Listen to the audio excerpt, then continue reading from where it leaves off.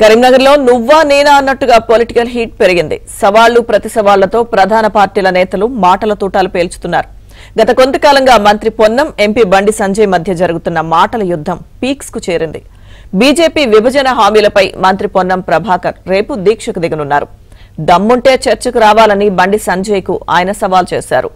రాముణ్ణి రాజకీయాలకు వాడుకుంటావా అంటూ ఘాటుగా వ్యాఖ్యానించారు.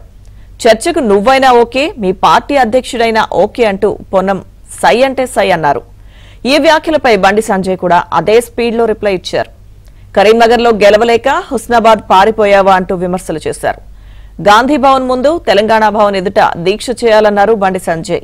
బీఆర్ఎస్ తో పాటు కాంగ్రెస్ కుట్రలు చేస్తుందని ఆరోపించారు.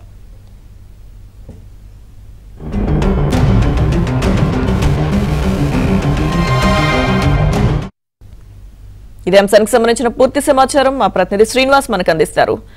శ్రీనివాస్, సో మొత్తంగా ఇద్దరు అగ్రనేతలు పోటాపోటీ సవాళ్లతో కరీంనగర్ రాజకీయం ఒక్కసారిగా వేడెక్కింది.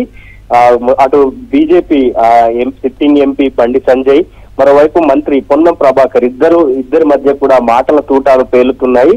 వాస్తవానికి రేపు అంటే గడిచిన 10 ఏళ్లుగా బీజేపీ కేంద్ర ప్రభుత్వం తెలంగాణకు విభజన హామీలు ఏమీ నెరవేర్చలేదని ఆరోపిస్తూ పొన్నం ప్రభాకర్ రేపు కరీంనగర్ లోని డీసీసీ కార్యాలయంలో దీక్షకు దిగబోతున్నారు. నిన్న హైదరాబాద్ వేదిక తన దీక్షకు సంబంధించిన వివరాలను ప్రకటిస్తూనే బండి సంజయ్ పైన ఆయన తీవ్ర ఘాటు వ్యాఖ్యలు చేశారు. రాముణ్ణి రాజకీయాలకు వాడుకోవడంతో పాటు కరీంనగర్ కు బండి సంజయ్ ఏం చేశాడో చెప్పాలంటూ కూడా ఆయన ప్రశ్నిస్తున్నారు. ఇదే క్రమంలో మంత్రి పొన్నం ప్రభాకర్ కు బండి సంజయ్ కూడా గట్టి కౌంటర్ అటాక్ చేశారు. దీక్షను గాంధీ భవన్ ముందు కానీ లేదా బీఆర్ఎస్ భవన్ ముందు కానీ చేయాలంటూ కూడా గట్టి సవాల్ విసిరారు.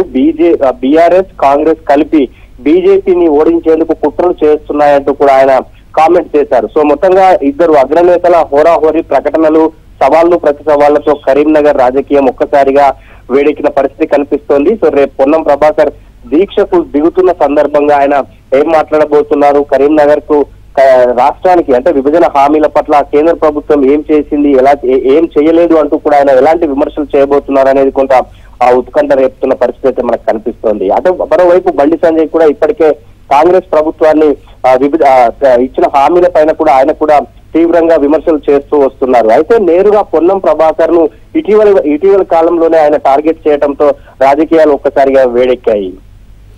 థాంక్యూ.